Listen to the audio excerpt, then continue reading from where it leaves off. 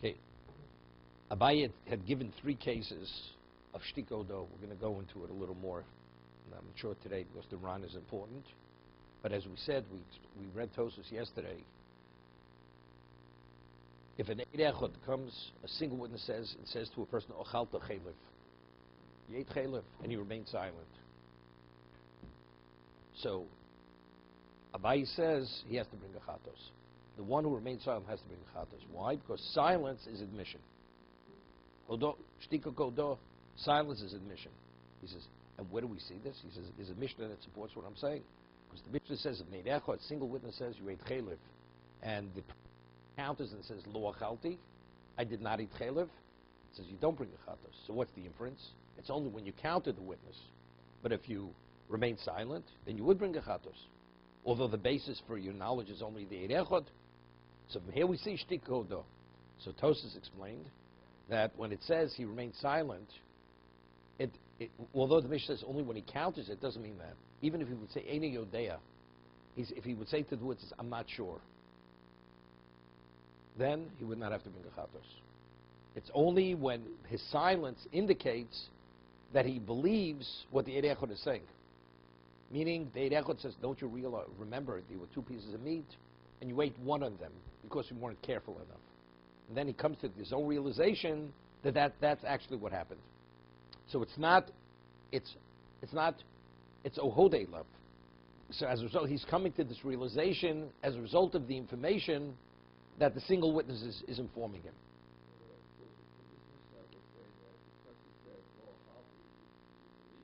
No, lo chalti. No, then he doesn't have to bring.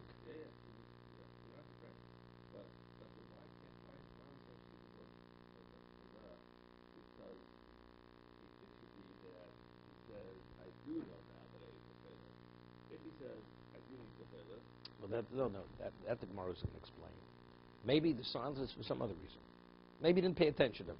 Person goes over to the person and says, you owe me $1,000. And you ignore him. You see? You remain silent. That means you owe him $1,000. It means nothing. The man could be saying whatever he wants. I'm just ignoring him. Do I pay attention to him? Are you going to say shtiko dos? Maybe here also. No machlokas. No argument. As I said, too little knowledge is dangerous. You have to go on record, say, I go on record that I do owe. Remaining silent means nothing. Because the person says, you can say whatever you want to say. In court is something else.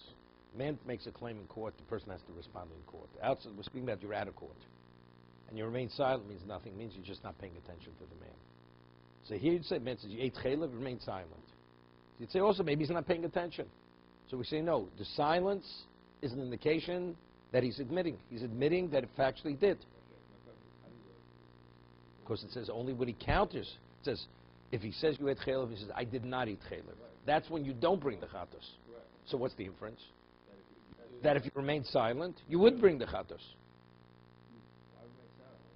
Because tell me greater chiddush. It says only when he says no, what you're saying is wrong. So, what is the inference then? Only then you don't, but any other time other than that, you would. What is any other time? That's remaining silent, right? That's the inference.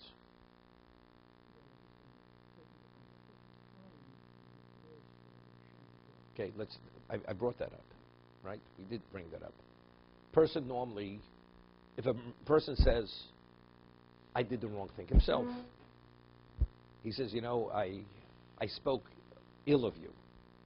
And he tells the person, do you believe? The person, of course, if the man himself spoke ill of the other person, he's permitted to believe that he spoke ill of him.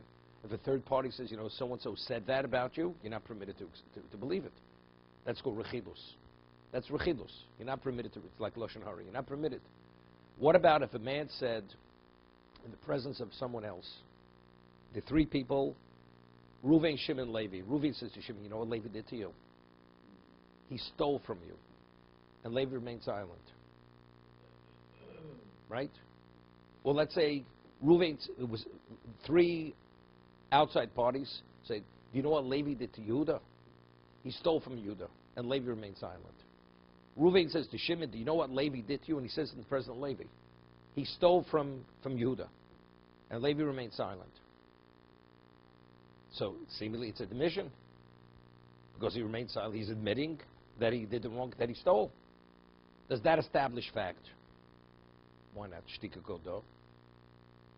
That's what the Chofetz Chaim addresses. Silence seems to be. And it's even a person normally would not tolerate if anybody says anything negative about him. He would not remain silent.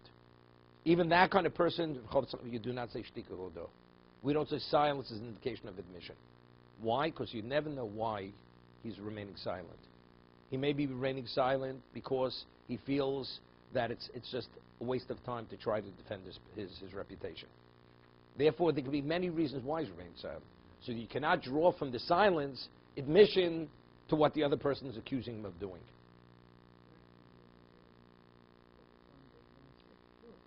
Yeah.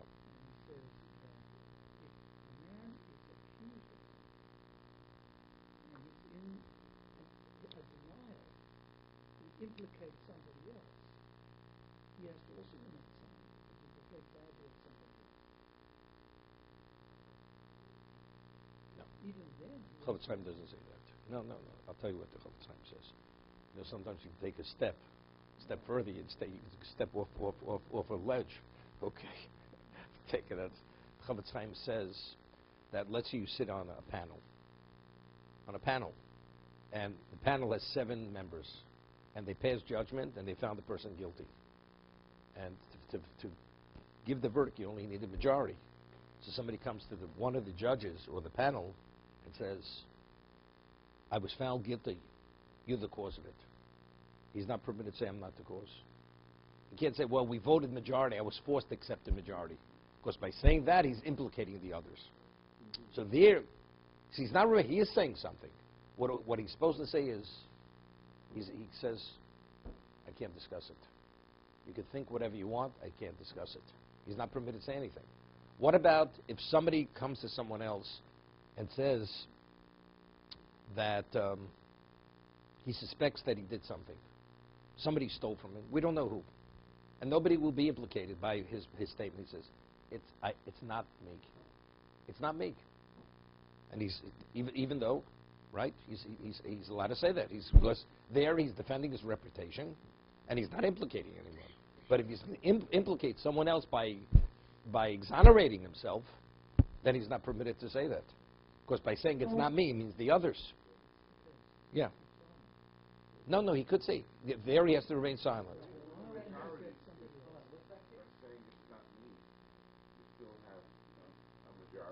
No, since you say it's one of so now the focus is on the others. Well, we know that one of them will. No, it could be all of them. No. Maybe it's you. Maybe you're part of the group. You have no right to extricate yourself where someone else is going to be focused upon negatively. You're not permitted.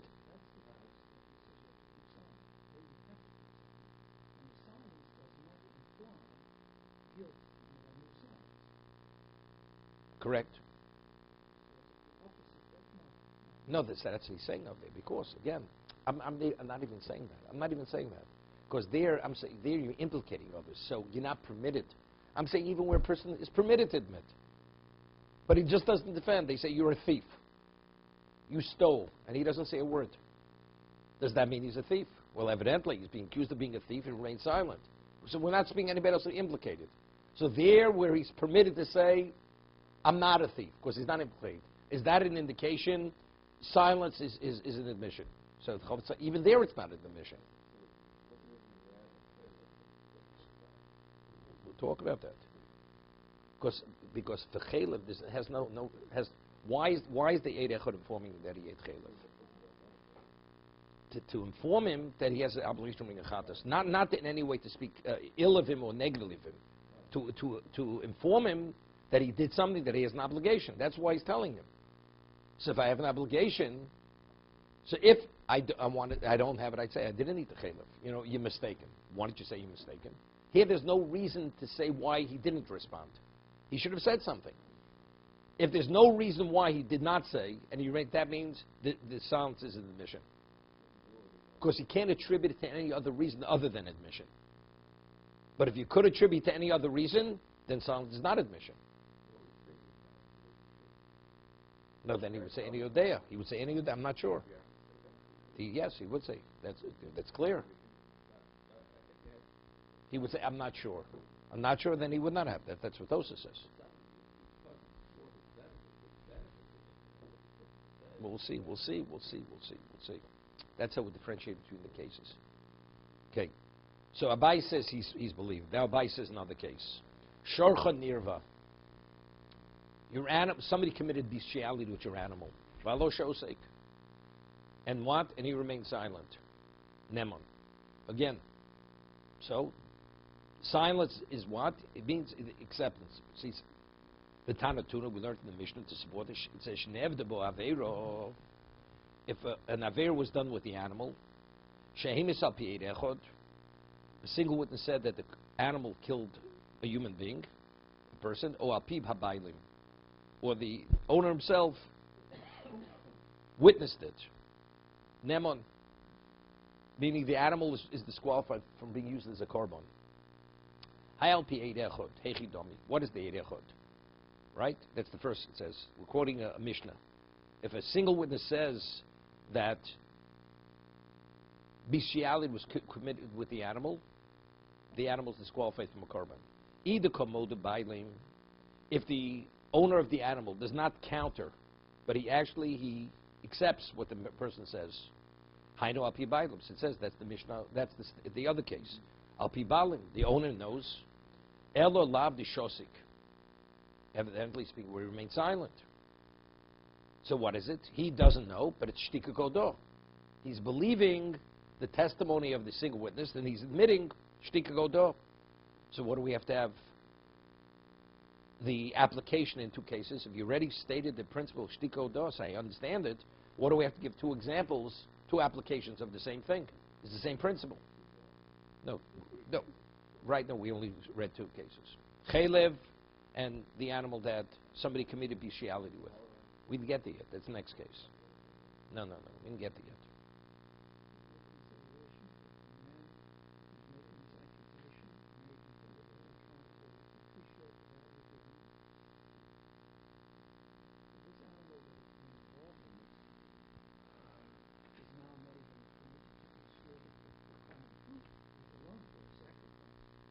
No. He's only an Eid Echod. Eid Echod, it's only 12 for a sacrifice, but for common food, it's permitted. It is permitted. That's what the Gemara is going to explain. That since the majority of animals are not used for a korban, so maybe that's why he didn't pay attention. Silence may not be an indication of admission. It was irrelevant, I don't pay attention, because if it doesn't in any way infringe on my financial value of the animal, I'm not even, yes, no, it's irrelevant. No, because it's not because he's not believed, because that statement doesn't disqualify, because it's Eid Echod, exactly what you're saying. Why? Because we're taking the words that the man says, and we're saying we believe it in this context, we don't believe it in this context. That's what it is. Kochim, which is something which is much more sensitive. Therefore, we give some degree of value to what you're saying. You have to establish it as that you need evidence of two witnesses. Anything less to it is not evidence. But to disqualify, even if you don't have hardcore evidence, it's already disqualified. It creates that doubt, sufficient doubt. Okay? So the question is, what do we need to tzricha? Di yashmina hachamais, if it have the case of chelif. Why over there we've already established, we say, shtika kodo. Ilav de kimle benafshei, was factually, if he would not really believe that he is obligated, right? The ochal ovad chulun bazora, chulun bazor, the ovad or the ovar chulun bazora lavi maisi. Why is he bringing the korban? He's bringing the korban because factually his silence is an admission for what he had done. Avonid mutarasecho. Meimer Omar, Amrino and Haidishosik, so Chozili be made tumoso. Right? Now, what does a person eat when he's contaminated? Somebody comes and says, the food that was pure became contaminated. and he remained silent. Maybe the person didn't pay attention. You know, it's really, it's not an event in my life. Because I do need food when I'm contaminated. Therefore, yes, no, it's irrelevant. So therefore, the silence may not be an admission. Because we're not talking about truma. Chulin.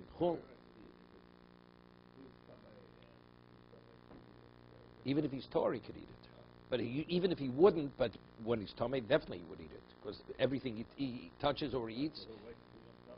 So he needs that kind of food. So therefore, it doesn't really, it's not a true devaluing of what he's saying. That means it doesn't have a consequence. Because actually, that statement causes him a loss, because when he's pure, he doesn't eat this kind of food. So he has food that's less available to him. What about the case of the ox that somebody committed Bishialu with Meimor Omar? It's irrelevant what he says. Again, he's not paying attention. Most people, they use their animals, oxen, for korbanos. You don't use it. Plowing, slaughtering, whatever it may be. So therefore, maybe he doesn't give it any, we don't give his silence any credence or any significant meaning. Tzricha. No, the answer is no. A person would have responded, would have said something. The silence, therefore, is an indication of admission.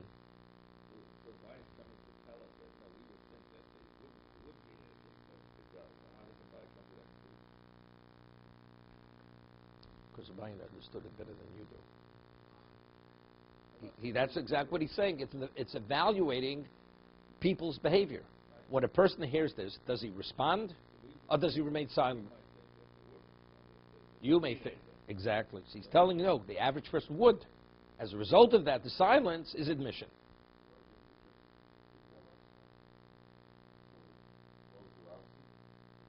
Exactly. Exactly. I mean, that's the way you present something. You'd think it's one. It's not only that, it's even that. It's not only that, it's even the third case.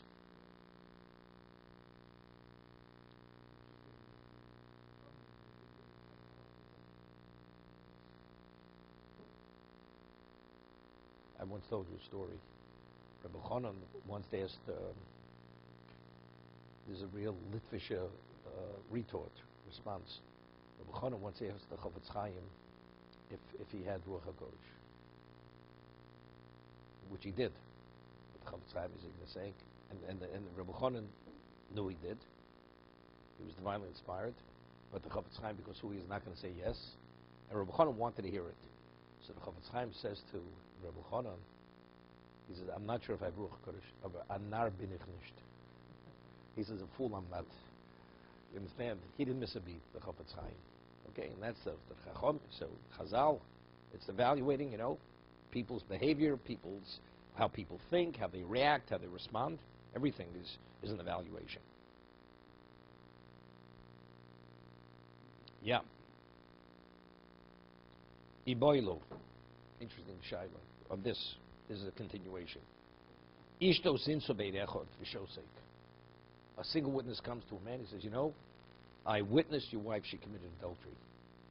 He didn't say I committed adultery. If he said that, say no, the Meis Matzvah Russia. It's not believed to say he committed adultery with the man's wife. This would be what we had in Sanhedrin, Ploni Ravani Luritzoni. Right? Single witness says, I witnessed your wife was involved in an adulterous act. V'shosek. And the husband remained silent. Mau. What that silence? What does it mean? Omer Abayi Nemon. We say he's Nemon, meaning although the basis for the belief is a single witness, he's Nemon. The shtika, that means the silence means he's giving value to what he hears from the single witness. The witness. The shtika indicates that he believed what the witness said. Let's say he would count the witness. He says, I don't believe what you said. My wife would never do such a thing. Then the witness means nothing. Means nothing. He's neid echot. But if you give, the silence indicates that you believe what he's saying, then your wife's not permitted to you. That's what Abayi says. What are you talking about? A man says to somebody, your wife committed adultery. You react. It's not saying she was raped. It's not saying she was raped. Right? She was raped, and maybe he would say it's terrible, it's tragic. Committing, that means she consented to be involved in this relationship. How could a man not react? What are you talking about? Give me a break. Could I ask you a question? God forbid, somebody goes to a person and says, your son just held up a bank. And you know your child. You say, what are you talking about? You're slandering my child. How do you say such a thing? You react. How do you not react on such a thing? You don't hear that? So if that's you, this you don't hear. Man goes and says openly, your wife committed adultery. Whoever heard of such a thing? You'd react to it. How do you not react? So silence means you're considering what he's saying. You're valuing what he's telling you. So the silence is an indication, right, that you believe it. Once you believe it, then she's an adulteress. That's abayi.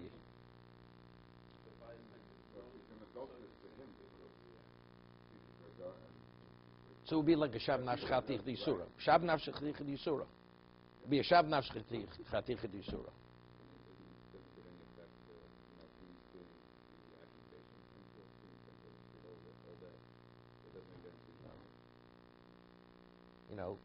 Gemara says that, we speak when a person pays boshes. A person goes and embarrasses another person.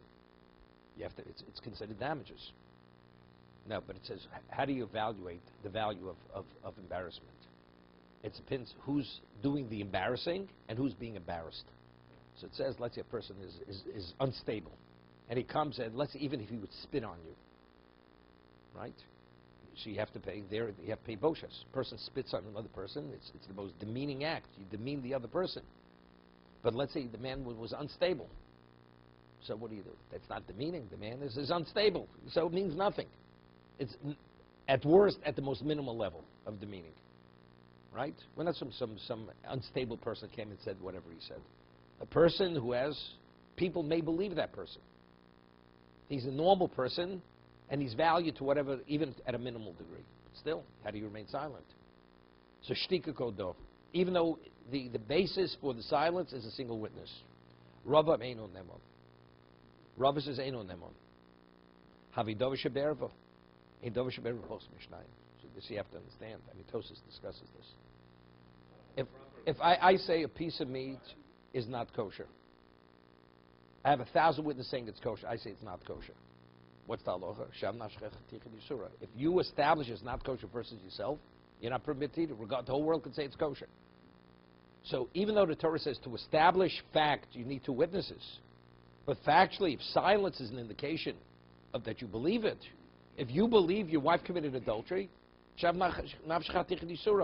you believe your wife is. If a man would see his wife commit adultery himself, there are no witnesses. Is his wife committed it? Although you can't prove it in court. Person's not permitted to be with his wife because factually he knows. So if you believe what the witness says, regardless of regardless of what Torah says, you need 2 witnesses to establish fact. But if you believe it, so what's Rava saying? To establish fact, you need 2. But did you believe? Didn't you believe him? Does he agree with the bias that person would react, but it doesn't have enough status? You say to him, do you believe that your wife truly committed adultery because so-and-so said so? He says, yes. He says, but the Torah says you need 2 witnesses. It's a but did you believe what he said? Didn't you believe what he said? So if you believed what he said, okay. Said then she's not. Then she's shav nashchich surah. The guy knows. If he knows, if he was silent because he knew that was correct, then she would do up. He would have reacted. That means there's a degree he is believing what the witness said. So if he's believing what the witness said, so how does Rava disagree? Rava says, how could it be? You need 2 witnesses. We're not talking about. Because what is that Davar? If the man has no witnesses, he knows factually his wife committed adultery. Is she an adulteress? She's an adulteress. So regardless of what you need, if he believes what the single witness says, so based on the principle of versus yourself, you establish it as a woman that's not permitted to you, she's not permitted.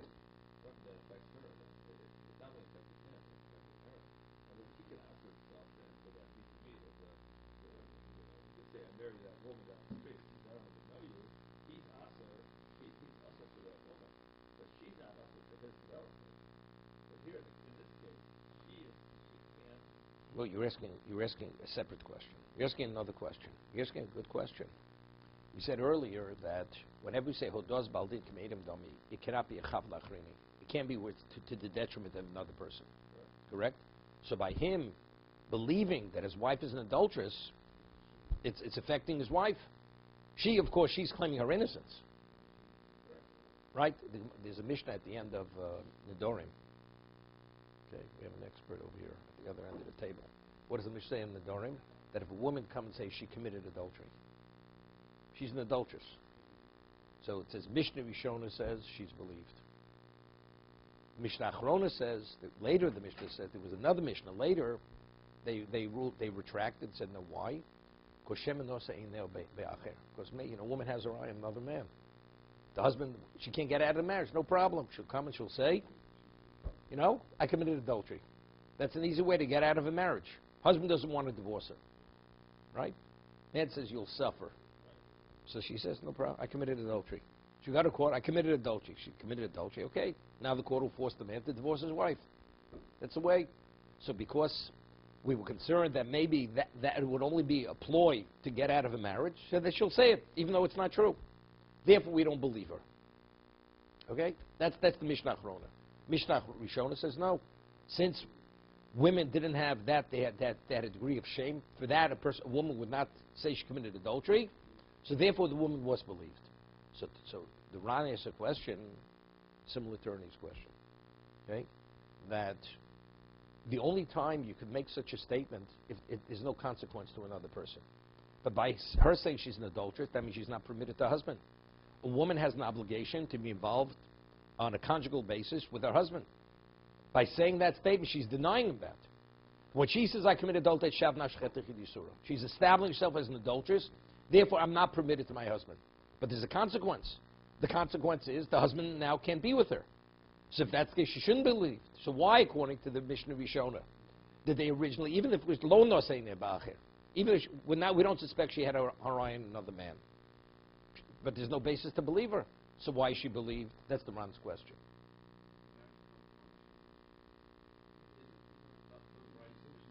Look, we'll get a marital counsel. The work of. That's not the Ran's answer. She shouldn't be believed. If it's a chav lachrina, if it's a detriment to another party, a person is not believed. You cannot say shav nashchit yisura. What is that snake in the basket? If you prove it's not comparable. Snake in the basket is factual. The woman says, I tithe the produce. But factually found out she didn't. So she's feeding you something that's not permitted. Here she's coming up with a story. There's no basis for the story. If you're able to bring evidence that she did, okay, so you can't be with a snake in a basket. She's feeding you non-kosher. She's not going to the mikveh. Okay, she told you went to the mikveh. Then you spoke to the rabbi. He said she didn't go to the mikveh. So that's ein dorm b'kfi fachasim nochash. Can't be in a basket with a snake. No, this is shav nashchiti yisur. Not even the meismatz of Russia. Doesn't make a difference. She says that she's an adulteress. She's a woman. Somebody tries to do that. That's only as testimony. That's testimony within court.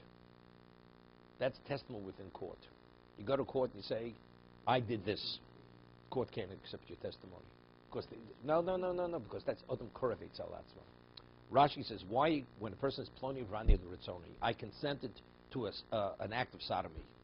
Why can't you? That means you're testifying about yourself, but you're related to yourself. Korev is posel edus. So that's posel edus. That's testimony.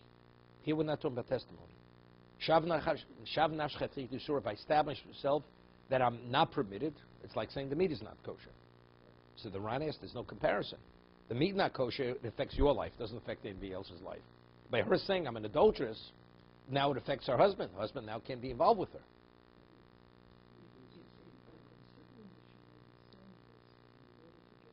No, we're saying according to the first Mishnah. According to the first Mishnah, we're not saying that's why she's saying it. That was the second Mishnah. That's what we don't give her. We don't give any credence or value to the statement. Anything, but not because they know the Meismatz of Russia. Not because she's incriminating herself. It has nothing to do with this. Because she's coming with a tall tale because she wants to get out of the marriage. Has no relevance to this. Einod Meisvatsu Rosh is when you need testimony. Shav Nashchil Yisur is not a testimony issue. When I say the meat is not kosher to me, is that testimony? It's not testimony. That a person has a right to establish something is forbidden, even though it's permitted. But that's because it affects me. It's limited to myself.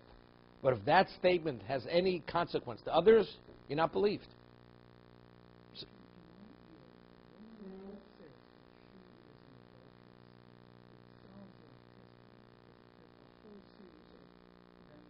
what's the ramifications? It's only what are ramifications? The ramifications have to do with the relationship to the husband. Wait a second. Nobody's going to be put to death, or nobody's going to get lashes for living with an adulteress. We don't believe her. She's an adulteress. As when the man says the meat is not kosher, he's not going to receive malchus for eating that piece of meat. The court will not allow him to eat the meat because he establishes as a forbidden substance to himself. But if he's forewarned, don't eat nevela, and he eats it, he's not going to receive malchus for eating nevela. Because that you need evidence, you need witnesses that it's nevela, it's not nevela. But based on your say-so, if you establish that, you're bound to that status that you gave it. So the same thing here. But so that's the Ran's question. How could she say she's an adulteress, even though we don't suspect her? That maybe she has her eye on another man. Factually, the Torah says a person is not believed where there's a consequence to a third party. So the Ran answers. What does the Ran answer? That, what about, even if we have, the person is not believed, just per se, but we have an anansadi, we could say with certainty that a person will not disgrace himself to such a degree unless it's true. With a woman who didn't commit adultery, would she say she committed adultery? Whoever heard such a thing? It's a level of shame which is not to be tolerated. So why should she say it? If a woman says such a thing, that tells us where there's smoke, there may be fire. Because a woman would never make that statement. So we're not believing because she has any inherent value to be believed. But if we hear that kind of statement, which is something which a woman doesn't have to make, to shame herself to that degree, we're concerned that it may be truthful. So it's not based on Shav Nashchit Yichid Yisura. It's Anansadi. She would, because she may have her eye on another man. What about the person who comes and says he or she had bestiality? We don't say the reason is because the person to shame himself. Wait a second. Wait. First of all, why would a person come and say he committed bestiality? Gemara in Sanhedrin is talking about another case. Two witnesses, to convict the person to put to death, you need two witnesses. So two people come, Reuven and Shimon, and they're coming to testify against Levi. He says, Levi committed an act of sodomy, and he committed it with me, and I consented. That's one of the witnesses. So if the witness is saying that, what is he saying? He's testifying about himself, that he was involved in sodomy.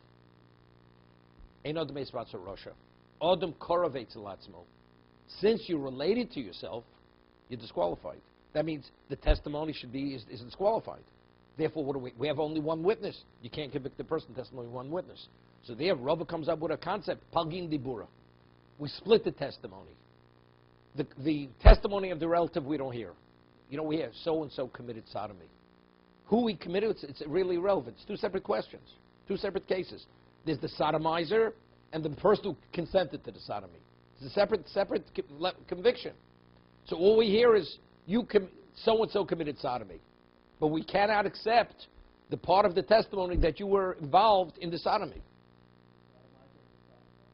The sodomizer they put to death. He has a big problem. If you're a Kohen, you have to walk out of the room. Okay.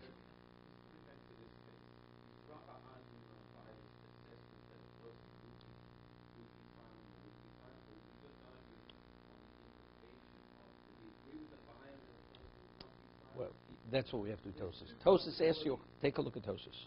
Ravom evim tomar, keva d'shosek, ushtika kodo, dami loma lo teser olov, v'chelo yochel asosa olav chaticha d'isura. That's exactly what we're asking, which we're discussing. Even if the Torah says you need two witnesses to establish fact for erva, but if silence means he's believing what the witness says, and he believes his wife committed adultery, Shav nafsh chetich yisura. Let's say a woman, she's flirtatious, and the way she behaves with other men, he's convinced she committed adultery. And he says, well, you're an adulteress. And that's in his mind, because he's paranoid, he believes she's an adulteress. He's not permitted to be with his wife. There are no witnesses. So Tosas says, so why is the single witness worse than if there are no witnesses? Shav nafsh chetich yisura. It's irrelevant to herself. Bishnai made him yokum dover. Ain't dover sheber v'post mishnayim. That's Tosas' question. But I'm getting back to Ernie's. Ernie's asking a good question here.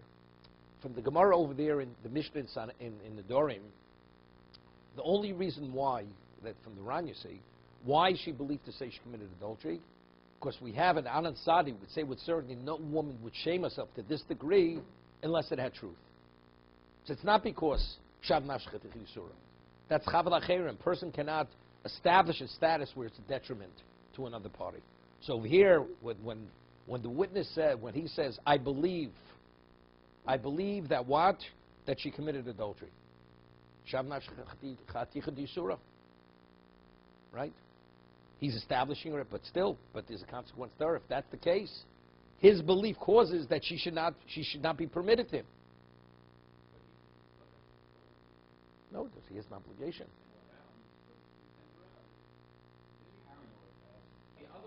Okay, that's the answer. That's the answer. See, the woman has no way to extricate herself from the marriage unless the husband agrees to divorce her. The man, even though there's a consequence to it, if he wants to terminate the relationship anytime he wants to, he could terminate it. He gives her a get. If he gives her a get, does he have an obligation? There's no conjugal obligation from the husband to the wife. It's a basis for divorce. If the man says, I'm not going to be with you sexually, the woman could come to court and say, we don't have a marriage. The court will force him to divorce his wife. Right? It's okay. So he divorces. By saying that I believe she's an adulteress, that consequence, he has a right, because he has control over that. Because anytime he wants to terminate the relationship that he should not have the obligation, he has a right to terminate that. Right? It's like, again, a woman says, I'm a married woman. Is she believed? But you realize now if you're married, that means you're not permitted to me. That means I can't marry you. You know something? I have a right to control my life. Right? I can marry who I want to marry. But now that you said you're married, now whatever it is. The consequence. But I have a right. Because I have a right to decide who I'm going to marry, who I'm not going to marry.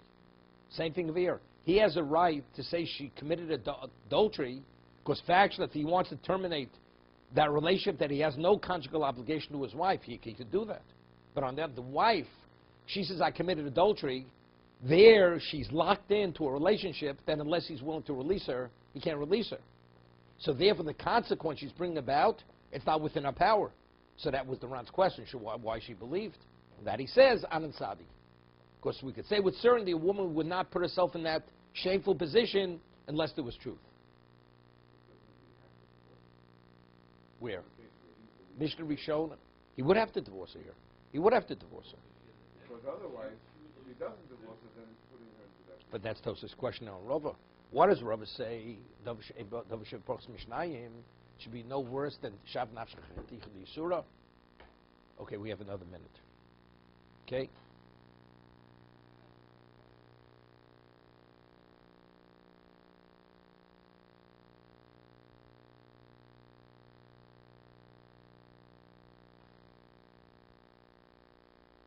See, Tosaf's answer, Rava is of the opinion, do we say Shavna, do we say Shtika Kodoh?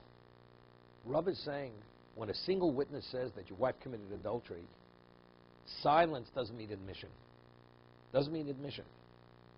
It means, are you believing the single witness? Single witness has no credibility. Abaye is learning the silence is admission. So according to Abaye, it's Shav nafsh chetich yisura. According to Rava, he says, no, silence doesn't mean that. Doesn't necessarily mean that. Because since a single witness has no credibility, my silence doesn't necessarily mean that what? That I'm agreeing to what you're saying. We'll discuss it tomorrow.